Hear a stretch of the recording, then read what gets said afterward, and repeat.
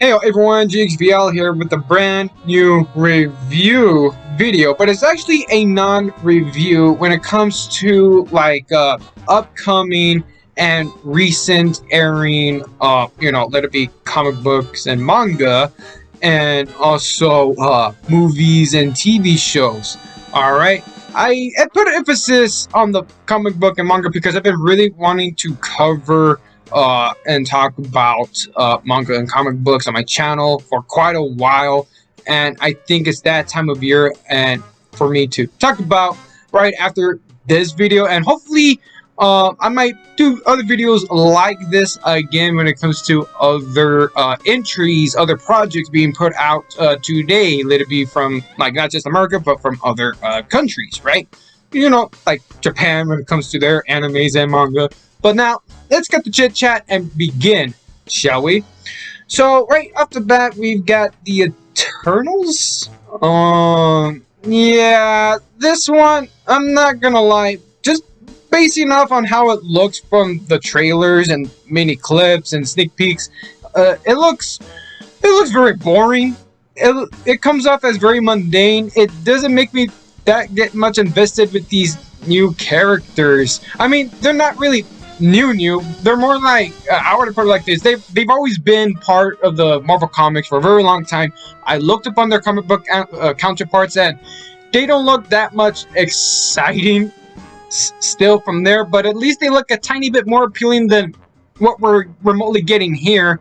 But yeah, I don't think I'm that much interested at all if it comes off as very mundane to me. It really does, because I just wish there was a lot more going on and having a better direction. So next we have Loki. I was actually interested in watching the Loki show because this one is basing off branching from Avengers Endgame, because this is a different Loki who picked up the Tesseract.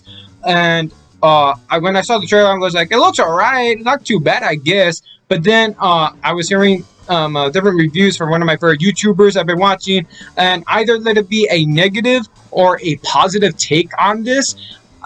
There's a lot more conversations and talking for the most part. You gotta be kidding me here. And it just turns out that they even pulled this out of their ass when there's much more Infinity Stones in a freaking jewelry box from some nobody's office? Where were those when we needed them?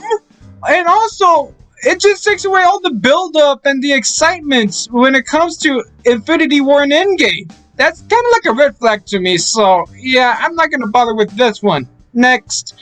Oh look! A new HeMan show? This one looks promising when it comes to its art style and animation. Wait, what? What are you guys trying to get on about? Alright, so apparently this one is a bait and switch. It's not about HeMan. It's about Teela, who's somehow important. Bear with me. I'm not too much of an 80s cartoon fanatic. I mean, I finally got around and watching She-Ra 2018 back when it first debuted. I actually surprisingly liked it a lot, and then I was anticipating. But then when it comes to with HeMan, it's a unique a way for me to say that, I've seen the 2000s incarnation of it, but I have very vague memories of this, so I wasn't too sure if this is another reboot or actually a sequel follow-up.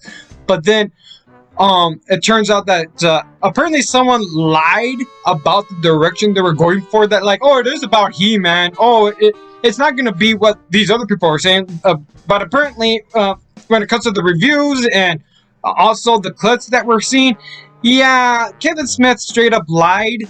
And I'm like, yeah, this is just style over substance, and also just to put out some sort of different direction than anticipated and assumed or whatever. But yeah, this one is also a no for me.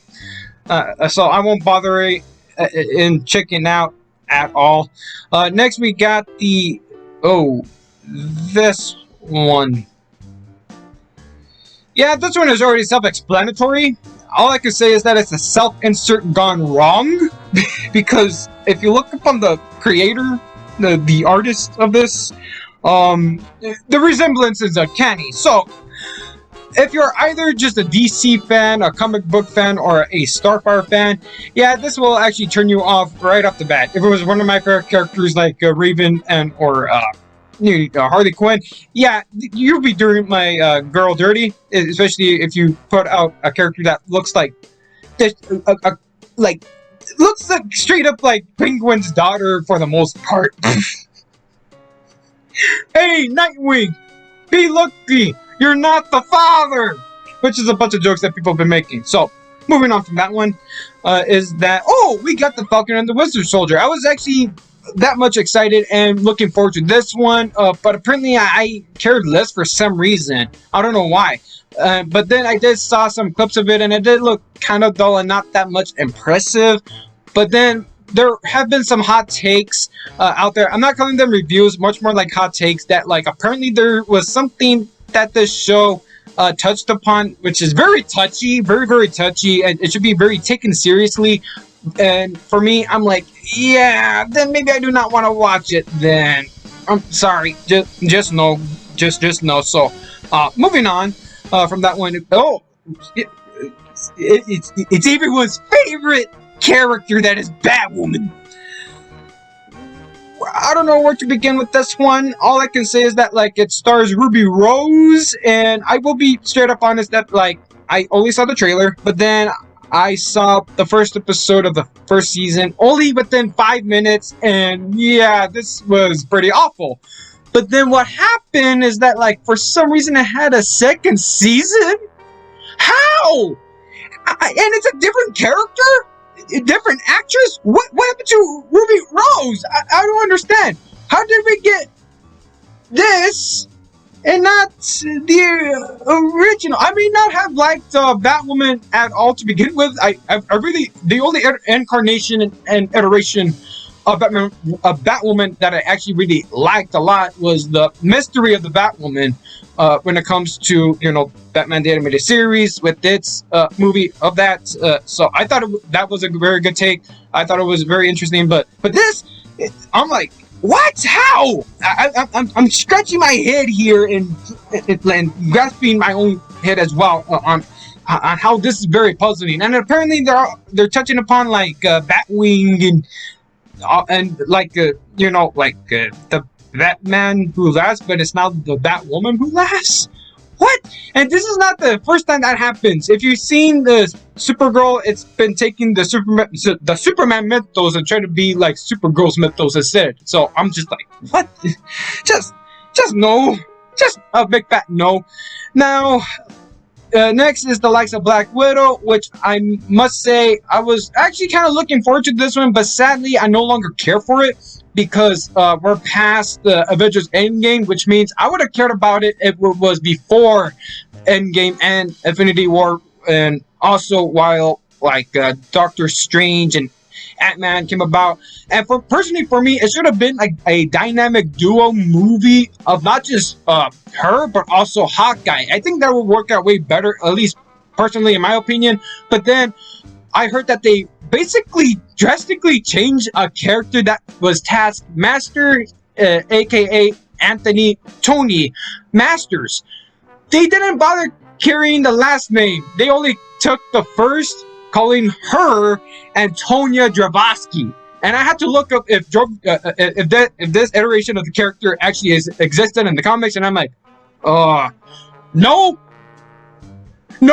like where is this Antonia Dravosky? Who or what she is? All she did was just take the suit and trying to act out the character, but no, it's not. It is not her at all. It just makes no sense. They pulled a Catwoman 2004. They pulled a X-Men Origins Wolverine on this. If you don't know what I mean, that is not the Selena Kyle. That is not the Gotham City. Who are these characters? And also, like, you may try to be like Deadpool, but you're not really Deadpool.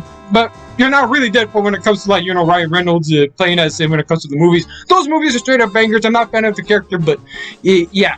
So, not touching upon this movie at all, not bothering watching it anymore. So moving on is that, finally something promising, something I can actually watch with if I become my own family man. Let me put this straight out and say that like I would actually watch this if I had my own kids, and because like I can also be straight up honest. I try to watch only one episode of the old show, and while I'm like I do have the nostalgia for it, but it feels weird watching it as a grown adult for some reason. I'm not kidding when I say that. So yeah, like either let it be the old or new show. I'd rather have my own kiddos to watch it, to rewatch them, to have maybe some sort of excuse, I guess. But this one actually looks promising. Sure, it has the 3D animation that will turn off many people. I'm not a big fan of 3D animation myself.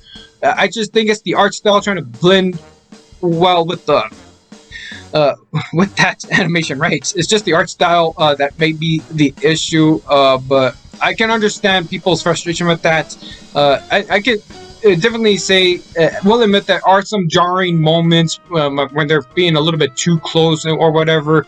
But as far as I know, like it's not too bad by the looks of it. I actually saw some few clips of it. But like I said, either let it be the old or new one.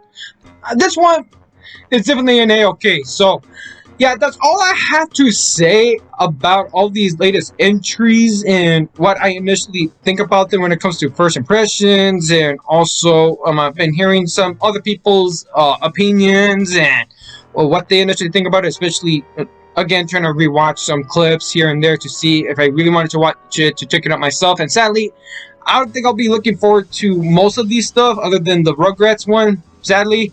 But like I said before, I do want to talk about other stuff such as like the comics and manga, and there are some in particular I do want to talk about, such as Pokemon Adventures, Street Fighter Cammy, and even with the likes of Harleen, which is a Harley Quinn graphic novel, the Black Label, you know.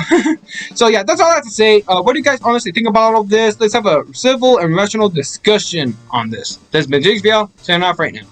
Later.